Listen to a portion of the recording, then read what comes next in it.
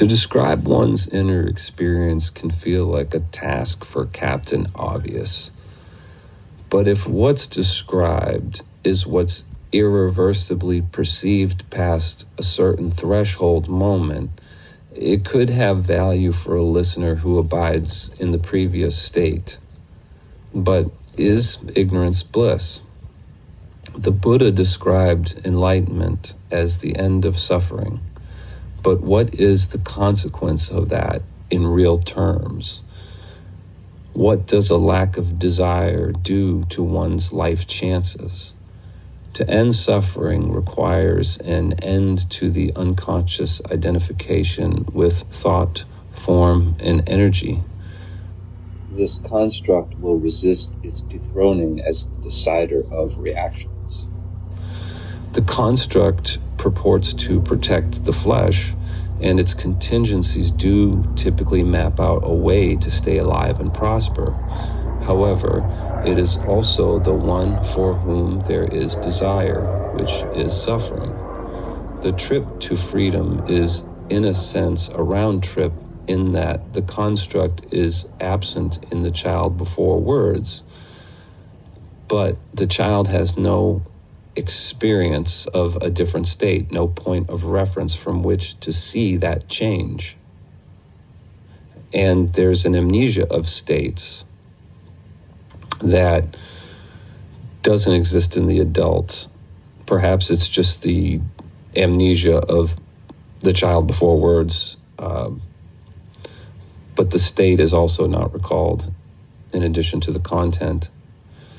The child before words has no desire beyond the immediate call of the body's needs. The child is free, but not able to contextualize that freedom, that bliss. Liberation is not the end of thought, but rather the end of reaction to thought, which yields a stillness that reveals our true nature, which is happiness, unconditional. The resultant change in vibrational level brings attention into a higher strata of consciousness where lower vibrational ideas do not reside. The conditioning that facilitates bodily survival has a prerequisite in the binary of subject and object.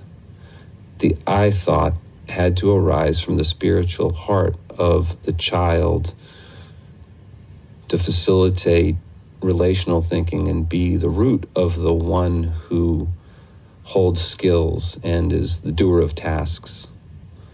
Once the mental utility construct is in place, the identification with I and its provenance is not necessary for survival. In fact, it's a tremendous energetic burden.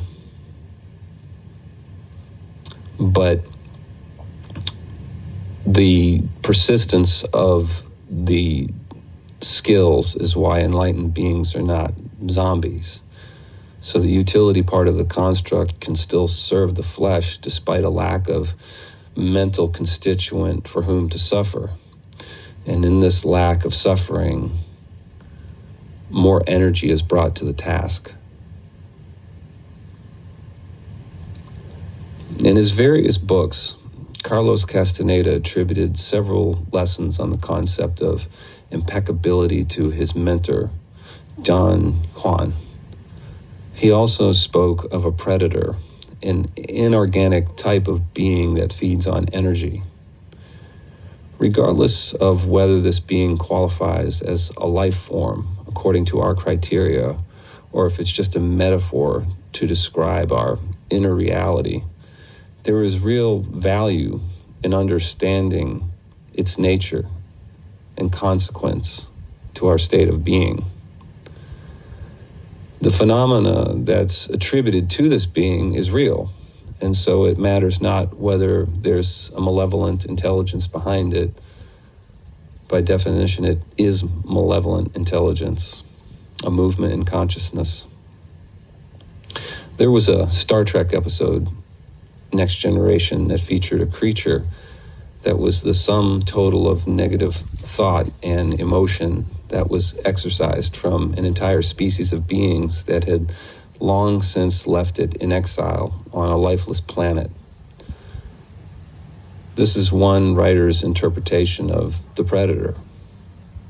What follows are anecdotal observations regarding the practice of impeccability and its relationship to the machinations of the inorganic predator. The predator lacks a physical body, but it is a subtle formation, a construct of information and energy.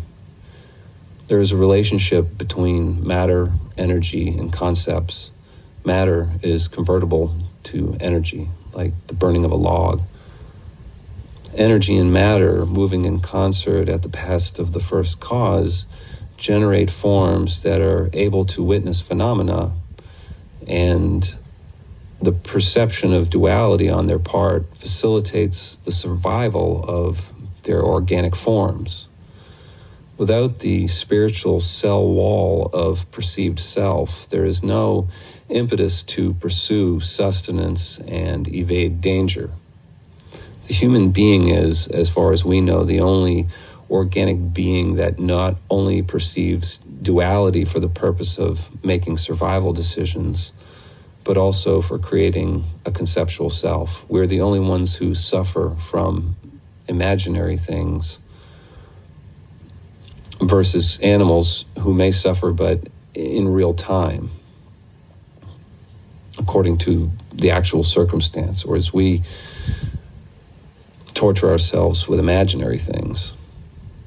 And we augment that torture even in the face of real phenomena via our thoughts.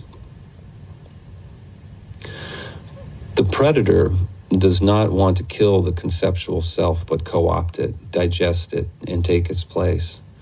It views the human being in the same way that the farmer sees the sheep, or the dairy cow, or the laying hen. Whereas cancer is the proliferation of faulty DNA coding that serves no end but itself at the expense of the organism from which it mutated, the predator is a tumor in the subtle body. Its viral code is information that draws energy to itself through a selection process by which attention picks the most attractive ideas to which energy will be given.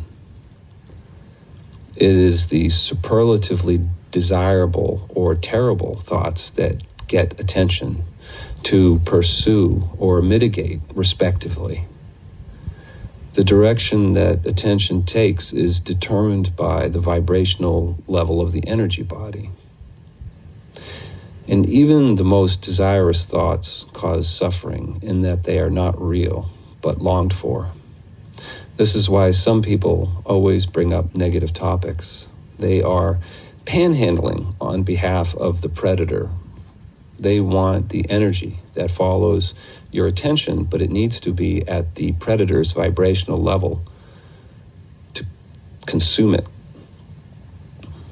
While the thoughts that color the energy body often remain mere fantasies, looping within, the state of being that is its product gives rise to actions that create events, the witnessing of which implant new seeds of the predator in the hearts of those who take offense at them. Inoculation is having no self-importance. Self-importance is proportional to identification with superficial things, with loyalty to a story. The impeccable man, and I say man for simplicity of expression, has not only evicted the predator from his heart, but he also breaks its chain of infection. He doesn't intentionally put forth action that seeds and feeds the predator in others. Impeccability is the practice of a life that does not feed the predator. It's a sort of economizing on energy. The predator lives on the energy that follows attention, and will vanish in the absence of that. The predator cannot be killed by a countervailing idea. It just changes shape and proliferates. But given that it dies from a lack of attention, it can be displaced with the truth in its wake. But if that displacement attempt is of a brute force nature at a one-pointed mind, the energy of the predator will break that concentration at some point. It has too much underlying energy. The predator has to be worn down like a trophy fish is through the use of drag on a fishing reel. Its energy must be drained off through a feeling without resistance or reaction. And the attention given to those feelings also precludes relational thinking, in that attention is a zero-sum game. Attention can be consciously given to non-relational phenomena, such as these feelings or sense data. In addition to the practices of meditation, the practice of virtue prevents proliferation. The space that's left in the wake of the predator's departure is not colored by relational thought, but to the extent that the departure from truth necessitates the creation and holding of a mental object, a mental receipt to keep track of the lie, attention has found a new depot for energy, and the acts and ideas required to maintain the lie hold attention, and thus the energy that follows it as well. So to hold the lie is to be separated from the present, is to be separated from the truth, to the extent that all of the mental infrastructure required to uphold the lie is going to take attention and disconnect it from the truth of this moment. The predator is born in the ignorance of body identification and maintained by the dwelling of attention in non-truths, either revisions of the past or alternatives to the truth of this moment. Additionally, the lie is a tool to defend the conceptual self, whose interest the predator purports to advance. The impeccable life longs not for the past, nor its revision, nor its avenging. In moving to the threshold of freedom, the energy given to the shrine of the past is reclaimed through the surrender of resistance to its perfection, as well as that of the present and future. The energy previously wasted in maintaining an imaginary timeline is transmuted to the level of its headwaters, the headwaters of attention, and then brought to bear in the present.